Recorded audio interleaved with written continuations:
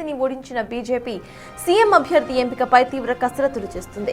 ఈ నేపథ్యంలోనే BJP high command పిలుపుతో ఢిల్లీకి బయలుదేరి వెళ్లారు బెంగాల్ బీజేపీ అధ్యక్షుడు సమీక్ భట్టాచార్య, సువేందు అధికారి. పశ్చిమ బెంగాల్ సీఎం ఎవరన్న అంశంపై ఇవాళ రేపు ఢిల్లీలో బీజేపీ సమాలోచనలు చేయబోతోంది. అదేవిధంగా డిప్యూటీ సీఎంతో పాటు కేబినెట్ బెర్తులు ఫైనల్ చేయబోతోంది బీజేపీ హైకమాండ్. ప్రధాని మోదీ, హోంమంత్రి అమిత్ షా, బీజేపీ జాతీయ అధ్యక్షుడు నితిన్ నబీన్తో కూడిన పార్లమెంటరీ బోర్డు సమావేశం కాబోతోంది. పశ్చిమ బెంగాల్ సీఎం రేస్లో సమీక్ భట్టాచార్య, సువేందు అధికారి, సునీల్ బన్సల్, మంగల్ పాండే, అమిత్ మాలవియా పేర్లు వినిపిస్తున్నాయి.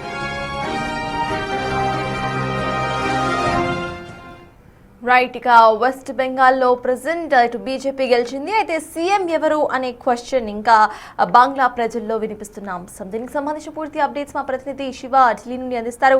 శివ, చెప్పండి, ఇప్పటికే సీఎం పోటీలో ఉన్న అభ్యర్థులంతా కూడా ఢిల్లీకి చేరుకున్నట్టుగా తెలుస్తోంది. సో ఎలాంటి డెసిషన్ హైకమాండ్ తీసుకునే అవకాశం ఉందనుకోవాలి? అప్డేట్స్ ఏంటి శివ? రైట్ సటాజ్, పశ్చిమ బెంగాల్లో ఘన విజయంతో ఇప్పుడు సీఎం పీఠంపై ఉత్కంఠ కొనసాగుతుంది. తొలిసారి బెంగాల్ గడ్డపైన సీఎం పీఠం మీద కూర్చునే ఆ అదృష్టవంతుడు ఎవరు అనే దానిపై మాత్రం ఇంకా సస్పెన్స్ అనేది కొనసాగుతుంది. ఈ నేపథ్యంలోనే బీజేపీ అధిష్టానం పిలుపు మేరకు సువేందు అధికారి, మరోవైపు బీజేపీ అధ్యక్షుడు, కీలక వ్యక్తులందరూ కూడా, ఆశావాహులందరూ కూడా ఢిల్లీ రాబోతున్నారు. ఈరోజు రాత్రి, రేపు ఇటు పార్లమెంటరీ బోర్డు సమావేశం జరగబోతోంది. ఈరోజు జరగబోయే సమావేశంలో కీలకంగా ప్రధానంగా డిప్యూటీ సీఎం కానీ క్యాబినెట్కి సంబంధించి బెర్తులు, మరోవైపు సీఎం ఎవరు అనే దానిపై మాత్రం ఫైనల్గా నిర్ణయం తీసుకునే అవకాశం అయితే కనిపిస్తుంది. దానిలో భాగంగానే బీజేపీ అధిష్టానం పిలుపు మేరకు అమిత్ షాతో మొదటి సమావేశంతో, తర్వాత నితిన్ నబీన్తోనూ కీలక వ్యక్తులందరితో కూడా ఈరోజు బీజేపీ అధిష్టానం సంబంధించిన వ్యక్తులతో ఇటు సువేందు అధికారి, కీలక నేతలందరూ కూడా సమావేశం కానున్నారు. ఈరోజు సాయంత్రానికి వీరంతా కూడా ఢిల్లీకి చేరుకోబోతున్నారు.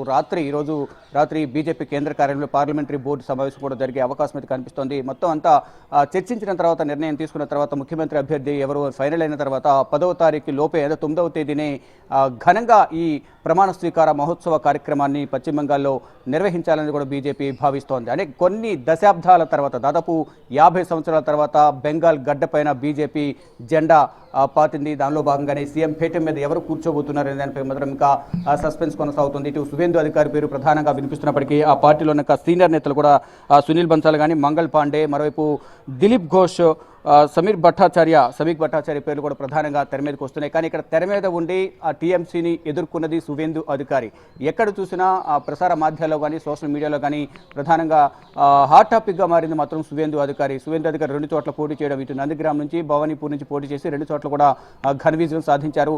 గతంలో టీఎంసీ నుంచి వచ్చిన సువేందు అధికారి, టీఎంసీ పార్టీలో మమతా బెనర్జీకి రైట్ హ్యాండ్గా ఉన్న సువేందు అధికారి అక్కడ ప్రాధాన్యత తగ్గడం, అభిషేక్ బెనర్జీకి ప్రాధాన్యత పెంచడం వల్ల అక్కడ మమతా బెనర్జీతో విభేదించి బీజేపీకి రావడం, బీజేపీలో కీలకంగా మారడం, తర్వాత 2021 జరిగిన ఎన్నికల్లో నందిగ్రామ్లో మమతా బెనర్జీని ఓడించడం, మళ్ళీ ఇప్పుడు 2 చోట్ల పోటీ చేసి 2 చోట్ల కూడా ఘన విజయం సాధించడం. అంటే ఒకవైపు నందిగ్రామ్లో 10,000 ఓట్లకు పైగా ఘన విజయం సాధించారు ఓట్లతో. మరోవైపు ఇటు భవానీపూర్లో కూడా నిన్న రాత్రి వరకు కూడా కీలకంగా ఉత్కంఠ రేపింది. భవానీపూర్లో ఎవరు గెలుపొందుతారు, 16వ రౌండ్ వరకు కూడా విజయం అనేది మమతా బెనర్జీ వైపు ఉన్నప్పటికీ కూడా 16వ రౌండ్తో అక్కడ తారుమారయ్యే ఫలితాలు. 5,000 ఓట్లతో మొదట 554, ఆ తర్వాత 6,000, 8,000, తర్వాత ఫైనల్గా 15,000 ఓట్ల మెజారిటీతో సువేందు అధికారి మమతా బెనర్జీపై విజయం సాధించారు. కానీ ఇక్కడ నేనే గెలిచాను, ఇక్కడ అవకతవకలు జరిగాయి, మళ్ళా బౌన్స్ బ్యాక్తో మేమే ముందుకు వస్తామనేది కూడా మమతా బెనర్జీ నిన్న ఈ ఫలితాల తర్వాత విమర్శలు చేసిన పరిస్థితి కనిపిస్తుంది. ఈరోజు సాయంత్రం 4 గంటలకు మమతా బెనర్జీ ఒక మీడియా సమావేశాన్ని ఏర్పాటు చేయబోతోంది. మొత్తం పశ్చిమ బెంగాల్లో జరిగిన ఎన్నికల విధానానికి సంబంధించి కానీ, ఫలితాలకు సంబంధించి ప్రధానంగా ఈ మీడియా సమావేశంలో మాట్లాడే అవకాశం కనిపిస్తుంది. దానికన్నా ముందు ఇప్పుడు సుదీర్ఘంగా బెంగాల్లో ఇప్పటి వరకు బీజేపీ విజయం సాధించింది లేదు, సీఎం పీఠ మీద ఎవరు కూర్చునేది లేదు. తొలిసారిగా బీజేపీ గడ్డపైన, ఇటు బెంగాల్ గడ్డపైన బీజేపీ జెండా పాతింది. సీఎం పీఠ మీద కూర్చునే తొలి అదృష్టవంతుడు, తొలి సీఎం ఎవరు అనే దానిపై మాత్రం ఇంకా కొన్ని ఊహాగానాలు వ్యక్తమవుతున్నాయి. అందరి చూపు మాత్రం సువేందు అధికారి వైపే చూపిస్తున్నప్పటికీ కూడా సువేందు అధికారికి ఇస్తారా, లేదా పార్టీలో ఉన్న ఇంకెవరికైనా ఇస్తారా అనేది కూడా చూడాల్సింది. గతంలో కూడా మనం పంజాబ్, రాజస్థాన్, ఒడిశా పరిణామాలు చూసాం. అక్కడ బీజేపీ విజయం సాధించినప్పటికీ తెర మీదకు వచ్చిన పేర్లని పక్కన పెట్టి అనూహ్యంగా ఎవరికి తెలియని వ్యక్తుల పేర్లు తెర మీద తీసుకొచ్చి అక్కడ సీఎం పీఠ మీద కూర్చోబెట్టిన పరిస్థితి కనిపించింది. గతంలో అస్సాం ముఖ్యమంత్రి హేమంత్ బిశ్వ శర్మ కూడా కాంగ్రెస్ పార్టీ నుంచి వచ్చి ఇటు బీజేపీలో జాయిన్ అయ్యారు. ఇప్పుడు 3వ సారి ఆయన ముఖ్యమంత్రిగా ప్రమాణ స్వీకారం చేయబోతున్నారు. అలాగే ఇప్పుడు సువేందు అధికారి కూడా తృణమూల్ కాంగ్రెస్ నుంచి వచ్చారు కాబట్టి తృణమూల్ కాంగ్రెస్ నుంచి వచ్చిన సువేందు అధికారికి, మమతాను ఓడించిన సువేందు అధికారికే ముఖ్యమంత్రి పీఠం కట్టబెడతారా? ఇంకా అధిష్టానం మోదీ, అమిత్ షా ద్వయం ఎవరికి పట్టం కట్టబోతున్నారు, వారి బదులు ఎవరి పేరు ఉందనే దాంట్లో మాత్రం ఇంకా ఉత్కంఠ కొనసాగుతుంది. దానికి సంబంధించి ఈ రోజు కీలక సమావేశం అనేది ఈ రోజు రేపు ఢిల్లీ వేదిక సమావేశం జరగబోతోంది. ఈ సమావేశానికి సువేందు అధికారి, అమిత్ మాల్వియా, మరోవైపు ఇతర భట్టాచార్య కానీ, దిలీప్ ఘోష్ కానీ ఇతర నేతలందరూ కూడా ఢిల్లీ రాబోతున్నారు. ఢిల్లీ వచ్చిన తర్వాత ముందు ముఖ్యమంత్రి ఎవరు అనే దానిపై చర్చిస్తారు. దాని తర్వాత డిప్యూటీ సీఎం ఒకరుంటారా, ఇద్దరుంటారా, ఉప ముఖ్యమంత్రులు ఉంటే ఇద్దరు లేదా ఒకరిని నియమించే అవకాశం కనిపిస్తుంది. అంటే సామాజిక వర్గాల ఈక్వేషన్స్ అని కూడా చూసుకుని అక్కడ క్యాబినెట్ రూపకల్పన జరగబోతుంది. అంటే సుదీర్ఘంగా చాలా కాలం తర్వాత పశ్చిమ బెంగాల్లో బీజేపీ ప్రభుత్వం ఏర్పాటు కాబోతుంది కాబట్టి అన్ని ఈక్వేషన్స్ను, సామాజిక సమీకరణాలను దృష్టిలో ఉంచుకుని ప్రభుత్వాన్ని, మంత్రివర్గ విస్తరణ కూడా చేసే అవకాశం అయితే కనిపిస్తోంది. ఇక నిన్న విజయం తర్వాత, విక్టరీ తర్వాత బీజేపీ కేంద్ర కార్యాలయంలో ప్రధాని నరేంద్ర మోడీ కీలక వ్యాఖ్యలు చేశారు. అంటే ఇప్పటి వరకు జరిగింది వేరు, ఇప్పుడు జరగబోయేది వేరు.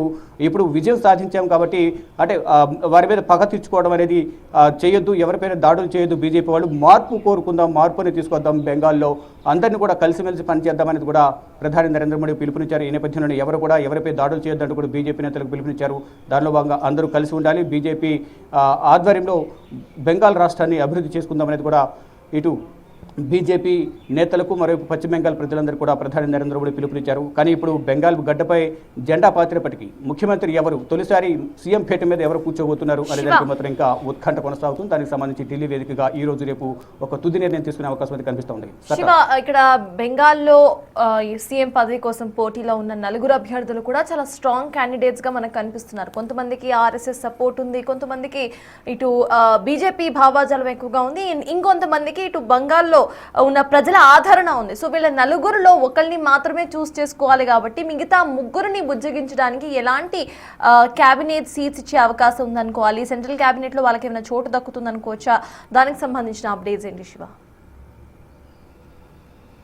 రైట్, ప్రధానంగా మీరు చెప్పినట్లుగా ఆర్ఎస్ఎస్ ప్రభావం అనేది కూడా పశ్చిమ బెంగాల్ అసెంబ్లీ ఎన్నికల్లో బాగా పనిచేసిన డోర్ టు డోర్ వారు క్యాంపెయిన్ చేయడం కానీ ఈ గెలుపులో, బీజేపీ గెలుపులో వారు కూడా కీలకంగా వ్యవహరించారు. దానిలో భాగంగా ఇప్పుడు ముఖ్యమంత్రి అభ్యర్థి ఎవరు అని ఎంపిక చేసే క్రమంలో ఆర్ఎస్ఎస్ అభిప్రాయాలను కూడా బీజేపీ అధిష్టానం తీసుకొనింది. దానిలో భాగంగా సువేందు అధికారికి ఇస్తారా, లేదా ఇతర ఆశావాహులు ఎవరుతున్నారు కీలక నేతలు వారికి ఇస్తారా? అంటే వేరే పార్టీ నుంచి వచ్చారు కాబట్టి అతనికి ఇస్తే మిగతా పార్టీ నేతలందరూ కూడా వ్యతిరేకించే అవకాశం ఉందా? ఒకవేళ వ్యతిరేకిస్తే వారిని ఏ విధంగా బుజ్జగించాలి, వారికి ఎటువంటి పోర్ట్ఫోలియోస్ రాష్ట్ర క్యాబినెట్లో ఇవ్వాలి అనే అంశాలన్నింటిపై కూడా ప్రధానంగా చర్చించే అవకాశం కనిపిస్తుంది. కానీ ప్రధానంగా ఇక్కడ తెర మీద కనిపిస్తుంది మాత్రం అంతా నడిపించింది సువేందు అధికారి అనేది కూడా ప్రధానంగా అక్కడ ప్రజలందరూ కూడా భావిస్తున్నారు. అందరూ కూడా ఆయన మద్దతుదారులు సువేందు అధికారికి ముఖ్యమంత్రి పీఠం అనేది కట్టబెట్టాలి, ఆయన సీఎం పీఠం మీద కూర్చోబెట్టాలనేది కూడా వారంతా కూడా సువేందు అధికారి మద్దతుదారులు అయితే డిమాండ్ చేస్తున్నారు. కానీ అధిష్టానం బదులు ఏముంది? అమిత్ షా, మోదీ ద్వయం ఏం నిర్ణయం తీసుకుంటారు? వీరికి మిగిలిన ఆశావాహులు ఎవరుతున్నారో అమిత్ మాల్వియా కానీ, మరియు భట్టాచార్య కానీ, ఇతర నేతలు ఎవరైతే ఉన్నారో సునీల్ బన్సల్, మంగళ్ పాండే వంటి నేతలకు ఎటువంటి క్యాబినెట్ బర్తులు కానీ కీలక శాఖలు కేటాయిస్తారా, వాటిలో ఎవరికి ఉప ముఖ్యమంత్రి పదవి కట్టబెడతారు అనేది కూడా అధిష్టానం నిర్ణయాన్ని బట్టి ఇప్పుడు తెలిసే అవకాశం కనిపిస్తుంది. దానిలో భాగంగానే ఈరోజు రేపు ఢిల్లీ వేదికగా బీజేపీ అధిష్టానం పెద్దలతో కీలక సమావేశం జరగబోతుంది. దానితో పాటు బీజేపీ పార్లమెంటరీ బోర్డు సమావేశం కూడా బీజేపీ కేంద్ర కార్యాలయం జరగనుంది. ఈ సమావేశం ముగిసిన తర్వాత అబ్జర్వర్స్ను, బెంగాల్కు కొంతమంది అబ్జర్వర్స్ను కేంద్ర మంత్రులను నియమిస్తారు. నియమించిన తర్వాత అక్కడ పార్టీ కేడర్ మొత్తం 207 స్థానాలు, 234 స్థానాల్లో ఒక స్థానానికి ఇంకా ఎన్నికలు జరగాల్సి ఉంది. ఫాల్తా నియోజకవర్గంలో 285 పోలింగ్ బూత్లు ఉన్నాయి. దానికి 21వ తేదీన ఎన్నికల పోలింగ్ అనేది జరగబోతుంది. ఇప్పుడు 233 స్థానాలకు సంబంధించి ఎన్నికల ఫలితాలు ప్రకటించారు. దాంట్లో 207 స్థానాలను బీజేపీ కైవసం చేసుకుంది. ఈ నేపథ్యంలో ఆ 207 మంది ఎమ్మెల్యేలతో ఎవరైతే ఒక అబ్జర్వర్స్ పరిశీలకులను నియమిస్తుంది కేంద్ర ప్రభుత్వం, బీజేపీ అధిష్టానం నియమించిన తర్వాత వారు అక్కడున్న ఎమ్మెల్యేలందరితో కూడా చర్చించి ఎవరికి ముఖ్యమంత్రి పదవి ఇవ్వాలి, ఎవరికి క్యాబినెట్ బెర్తలు ఇవ్వాలి, ఎవరి అభిప్రాయాలు ఏంటి అనేది కూడా మొత్తం తెలుసుకున్న తర్వాత ఒక నివేదికను బీజేపీ అధిష్టానానికి సమర్పిస్తారు. సమర్పించిన తర్వాత వారి నుంచి సేకరించిన అభిప్రాయాలను పరిగణలోకి తీసుకుని ముఖ్యమంత్రి అభ్యర్థిని, మరోవైపు క్యాబినెట్ బెర్తలను వారికి కేటాయించే అవకాశం అయితే కనిపిస్తుంది. మొత్తంగా చూసుకుంటే ఘన విజయం తర్వాత బెంగాల్లో సుదీర్ఘకాలం తర్వాత ఘన విజయం తర్వాత సీఎం పీఠ మీద కూర్చోబోయే ఆ అదృష్టవంతుడు ఎవరిని బీజేపీ అధిష్టానం కూర్చోబెట్టబోతోంది. ఎవరే మేము మొదటి నుంచి పార్టీ కోసం కష్టపడి పనిచేస్తాం కాబట్టి పార్టీ అధికారం లేకపోయినప్పుడు కూడా పార్టీని అధికారంలో తీసుకురావడానికి, బలోపేతం చేయడానికి, పార్టీ క్యాడర్ని కాపాడుకోవడానికి అనేక కార్యక్రమాలు చేపట్టాం.